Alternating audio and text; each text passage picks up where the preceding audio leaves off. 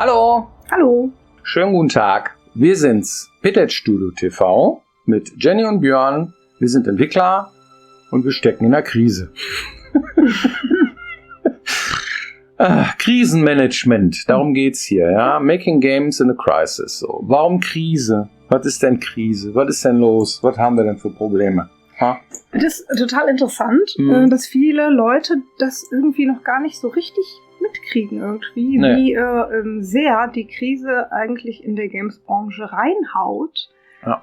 Was bestimmt auch damit zusammenhängt, dass es nicht nur die Games-Branche betrifft, sondern auch viele andere Branchen und dann verschwimmt das so im Allgemeinen. Aber ja, nach Corona kann man im Groben sagen, ist es konjunkturbedingt viel schlechter geworden in der Games-Branche. Und darum gibt es seither unglaublich viele Studioschließungen und Kürzungen und Strukturänderungen in unserer Branche, die je nachdem, wie groß sie sind, auch von den Menschen da draußen wahrgenommen werden und von uns natürlich insbesondere sehr stark wahrgenommen werden, weil wir ja drin sind in der Branche und natürlich dann schnell mitkriegen, wenn der ein oder andere Kollege dann doch noch den Job verliert oder dann auch man persönliche Krisen mehr mitbekommt, als wenn man jetzt an so eine Schlagzeile hört, Microsoft entlässt 9.000 Mitarbeiter und diese Zahl 9.000, die nimmt man gar nicht so richtig wahr. Kennt ihr das? Dass man so das Gefühl hat, ja,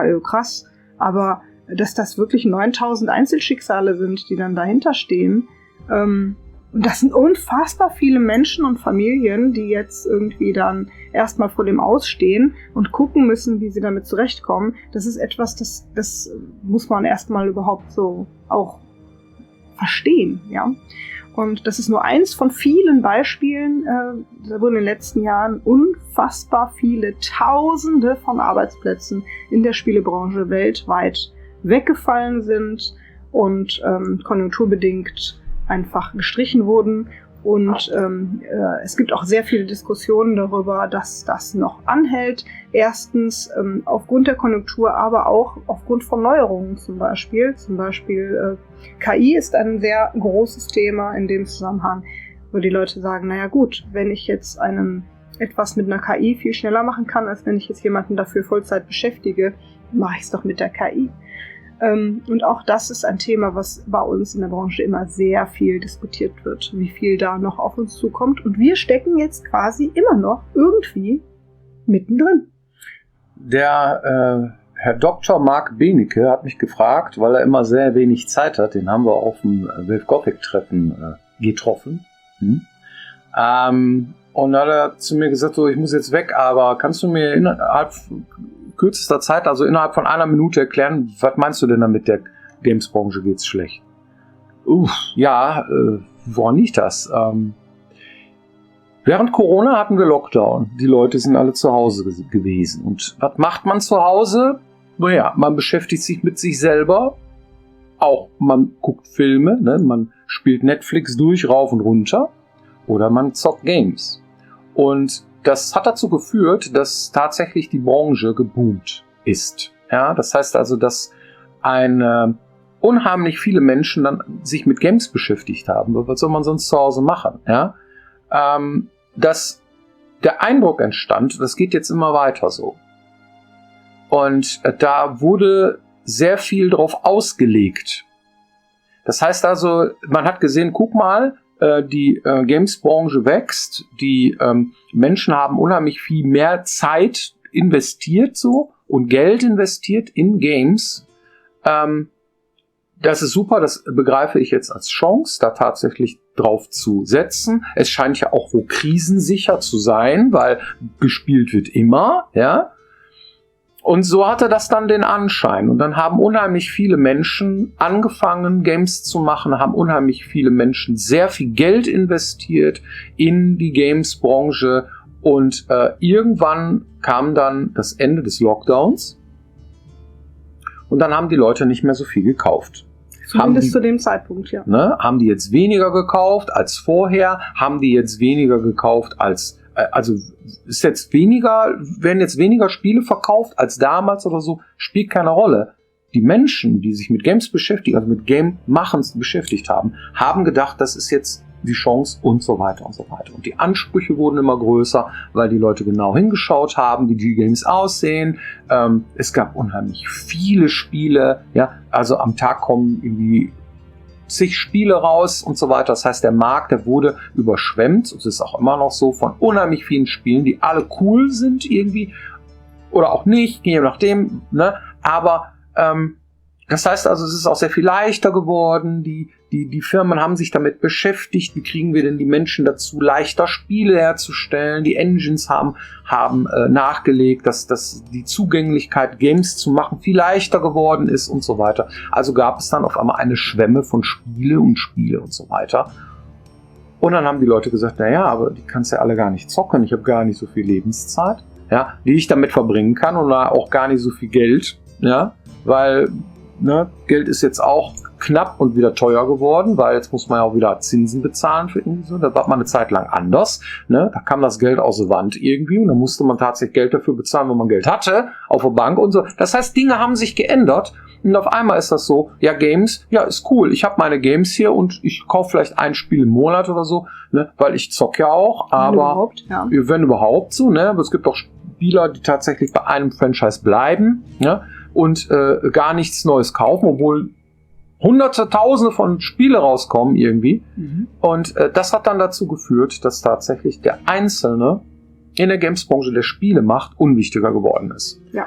Und das hat dazu geführt, dass viele Investitionen sich nicht mehr gelohnt haben, viele Spiele nicht mehr das eingespielt haben, was sie eigentlich gekostet haben. Die wurden auch immer teurer, ja. Das heißt also, die Ansprüche wurden immer größer und so weiter. Und AI kommt noch jetzt oben drauf. Das heißt also, ne, die Menschen haben sich damit beschäftigt, irgendwie die AI voranzubringen, auch weil sie irgendwie sich damit beschäftigt haben. Das heißt, diese Corona, das hat alles dazu geführt, dass Leute sich auf Sachen konzentriert haben. Und das hat dann diese Welle jetzt ausgelöst. So, ne? Und das ist der Ursprung dieser ganzen Misere. Das heißt, die ganze Welt war zu Hause und hat jetzt irgendwie versucht klarzukommen. Und das sind jetzt die Ausläufer davon. Total faszinierend. Wir haben uns ganz lange damit beschäftigt. Irgendwie. Hat jetzt länger gedauert als eine Minute. Entschuldigung. Macht ja nichts. Also das ist ja auch nicht alles, was wir ihm geantwortet haben, sondern nur das Erste. Mhm. Aber ja, wir haben uns ganz lange damit beschäftigt, irgendwie, wie funktioniert denn das mit den Spielen? Was passiert denn da eigentlich am Markt? Weil es gibt immer noch unglaublich viele Leute, die Spiele spielen, grundsätzlich immer noch genug, aber die Leute sind irgendwie selektiver geworden. Was im Umkehrschluss bedeutet, wenn es unfassbar viele Spiele auf dem Markt gibt, vor allen Dingen so eine Art Indie-Boom, der jetzt stattfindet, ja, dann ist es erstens für den Einzelnen sehr viel schwerer, sichtbar zu werden. Also Marketing ist ein ganz großes Thema. Wie kann ich mein Spiel den Leuten zeigen und wie können sie es im Kopf behalten, dass sie es möglichst zu Release dann auch kaufen. Da gibt es viele verschiedene Strategien, das wir auch in anderen Folgen behandeln. Und dann gibt es so ein Phänomen, dass wir zum Beispiel auf verschiedenen Plattformen, SteamDB und Co. ablesen können, dass das einzelne Spiel sich einfach signifikant schlechter verkauft als vorher. Ja, das heißt, einzelne Spieler haben es unglaublich schwer, diese Schwelle zu erreichen. Und wenn gleichzeitig die Ansprüche steigen, also wenn natürlich ich als Spielerin dann sage irgendwie, ja, ich würde mir aber wünschen irgendwie, dass irgendwie das und das und das Feature auch noch bedient wird und dass das Spiel total geil aussieht und guck mal, was heutzutage alles möglich ist. Und die Produktionskosten steigen dadurch, ein solches Spiel zu produzieren. Und gleichzeitig aber weniger Spieler bereit sind, dieses Spiel dann auch zum Release zu kaufen, dann ist die Wahrscheinlichkeit, ne, das ist das, was Björn gerade gesagt hat, dass Spiele quasi sich rentieren, also das, was sie gekostet haben mit der Produktion, wieder einzuspielen. Und ja, sagen wir mal ehrlich, also Gehälter sind da ein großes Thema, wenn man ein Team hat mit mehreren Leuten und die möchten jeden Monat halt auch ein Gehalt haben, dann ist das mit einer der teuersten Posten bei der Spieleproduktion. Und das kommt hinterher nicht mehr rein, dann lohnt sich das einfach nicht mehr zu produzieren. Und dann wird das Studio geschlossen. Und das ist natürlich schon heftig, ne, für die Branche. Und deswegen überlegen sich jetzt alle irgendwie, wie kann man erstens lukrativ Spiele produzieren. Da kommt bestimmt auch vieles bei raus, wo man sagt irgendwie, naja, braucht man das? So ein reines KI-Spiel? Möchte man das haben? Und jeder denkt sich unterschiedliche Strategien aus, wie man jetzt besser sein Spiel produziert. Einige, die genug Geld haben, sagen, okay, wir schmeißen jetzt einfach viel mehr Geld aufs Marketing. Das kann auch eine Strategie sein, die aufgeht. Ja. Ne, dann ist man einfach viel sichtbarer. Oder man macht das so wie wir, man sagt, okay, wir bleiben im Team jetzt einfach super klein und machen das Ganze zu zweit, das kann funktionieren. Oder ganz viele andere Strategien, die man da machen kann. Das Spannende beim Thema Krise, ne, ihr kennt das auch außerhalb der Games-Branche, jeder von euch war bestimmt mal in einer persönlichen Krise, ist natürlich auch, wie geht man denn damit um? Wenn man merkt, das, was ich mir vorher ausgedacht habe, das funktioniert jetzt einfach nicht mehr, weil die Zeiten, die Umstände sich geändert haben, das ist ja erstmal so wie so ein Schlag vor den Kopf. Was mache ich denn da jetzt mit? Wie geht's mir damit? Und mit was für einer Einstellung gehe ich da jetzt ran? Und da gibt's auch unterschiedliche Strategien, sagen wir mal, wie man dann damit umgehen kann. Ja, man kann sagen, okay, das war's für mich. Haben auch unglaublich viele gemacht. Games-Branche ist nicht mehr meins. Ich habe keinen Bock, mich da jetzt durchzukämpfen und mir meinen Platz zu ergattern. Ich gebe auf. Ich mache das jetzt nicht mehr.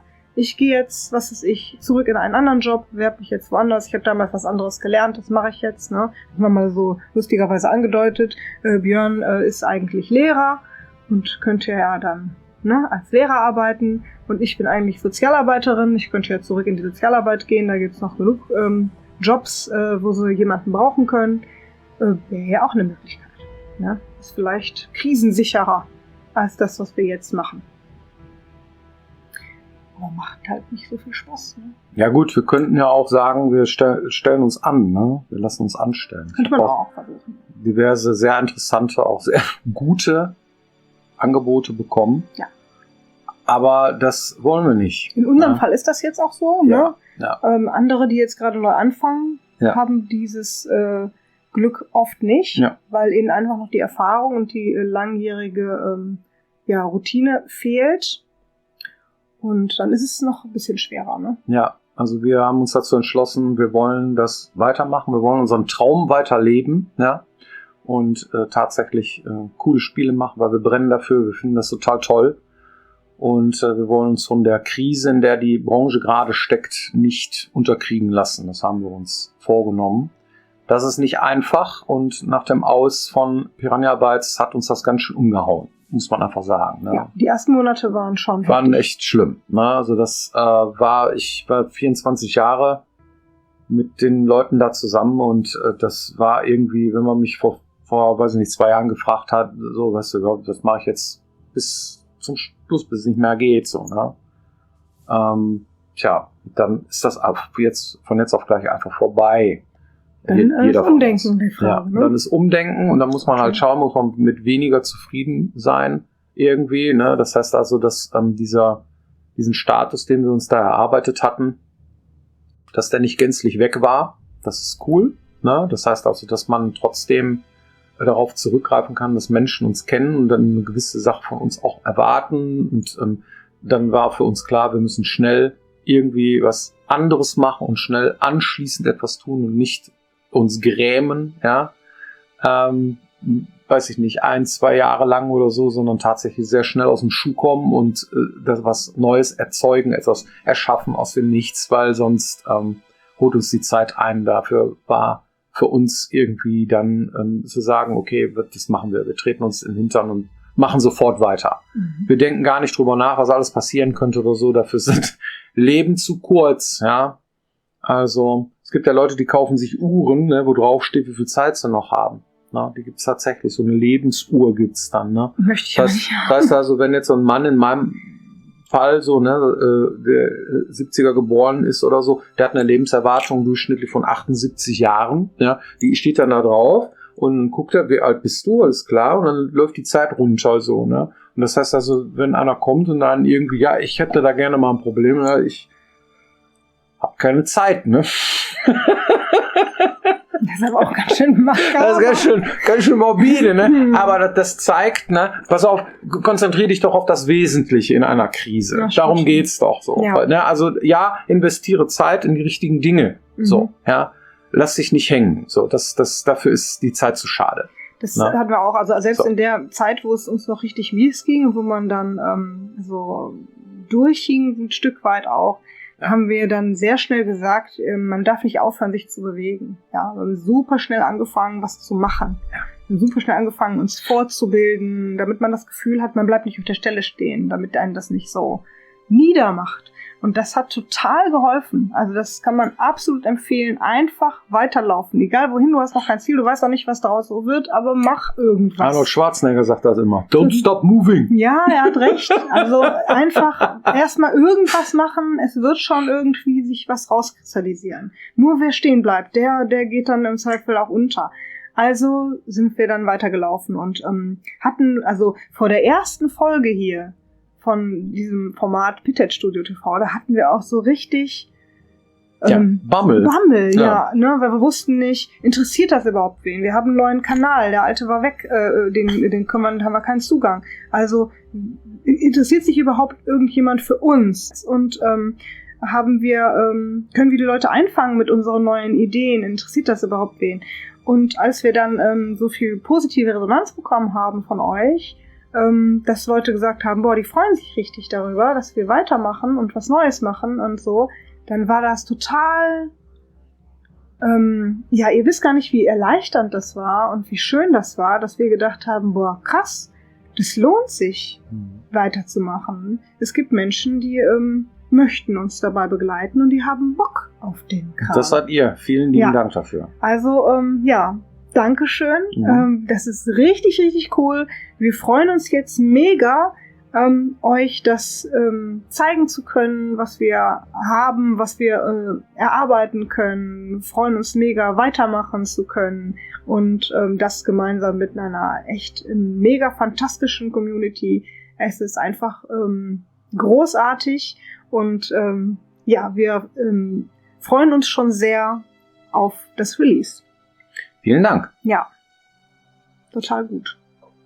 Hast du eine Community-Frage? Bestimmt. Hier fragt jemand, wäre ein Inventar wie in Ultima 7 auch ein gangbarer Weg, also selber die eigene Handtasche organisieren zu müssen? Gäbe dann auch zwischendurch den Gag, dass man irgendwo runterstürzt und alles im Inventar durcheinander ist. Wir hatten ein Sack, wo man reingucken konnte. Das war im Grunde genommen so ein rundes Ding irgendwie, was aussah wie ein offenes Säckchen und da waren die ganzen Items drin.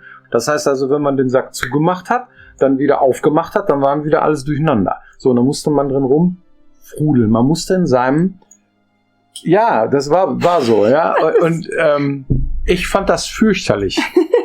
Ich bin ein ordnungsliebender Mensch, ja, was solche Dinge angeht, so Werkzeuge und so, ne, also ich habe schon so ein bisschen, ja, okay, ist jetzt nicht, die Bude ist nicht wie geleckt oder so, aber es muss schon eine gewisse Ordnung drin sein und so. Und so ein Spiel zu machen, ja, widerstrebt irgendwie meinen innerlichen Monk. Ich könnte das nicht, ja. Ist denkbar, war lustig, aber ich habe ganz schön geflucht teilweise. Wo ist denn das da, weißt du? Also sich damit zu beschäftigen, wie die Sachen dann angeordnet sind. Ich glaube, das war wirklich jedes Mal, wenn du sie aufgemacht hast, war wieder alles durcheinander. Ne? Ich habe das auch mal versucht zu sortieren und so. Hat nicht geklappt, hat mich wahnsinnig gemacht. Ja. Wir haben unsere Inspiration jetzt teilweise aus anderen Spielen. Also erstens aus dem, was wir vorher gemacht haben, haben wir zum Beispiel dieses Prinzip der Reiter. Also es gibt jetzt für verschiedene Kategorien an Items, die man sammeln kann, unterschiedliche Reiter, die man oben anklicken kann und dann sieht man halt, was da drin ist. Zum Beispiel irgendwas, was ich zum Heilen brauchen kann oder irgendwelche Waffen, die sind halt in unterschiedlichen Reitern. Und darüber hinaus haben wir von dem Look and Feel halt uns so ein bisschen was auch von Zelda abgeguckt. Das heißt, wir haben so Kästchen, wo die Sachen dann drin sind. Das Coole ist, man braucht nicht so viel Text, um sofort zu sehen, was für ein Item man da hat. Das fanden wir dann ganz cool, weil wir quasi als 3D-Objekt in klein im Inventar zeigen können, was du gesammelt hast. Und das hatte einfach den Vorteil, hatten wir uns so gedacht, wenn du etwas im Spiel siehst, was du dir anguckst, dann ist dasselbe auch im Inventar und nicht irgendwie, am schlimmsten sind Listen, dass dann da steht, was du eingesammelt hast oder so, aber das Gehirn, das funktioniert ja meistens so nicht. Und wenn du das Item dann wählen kannst, ach, alles klar, das war der rote Heiltrank, sage ich jetzt mal, dann erkennst du das sofort wieder und weißt auch noch, was es war. sowas in der Art fanden wir ganz cool und in der Art organisieren wir jetzt auch unser Inventar. Ja, ich hoffe, das beantwortet die Frage und vielen Dank. Bis nächste Woche. Pitted Schule TV. Genau. Dankeschön. Bis dann. Tschüss. Tschüss. Das ist einer der Gründe, warum ich das nie durchgespielt habe. Ehrlich? Ich habe das nicht hingekriegt. Ach, Nicht geschafft. Ne? Super, ist cool, ne? Aber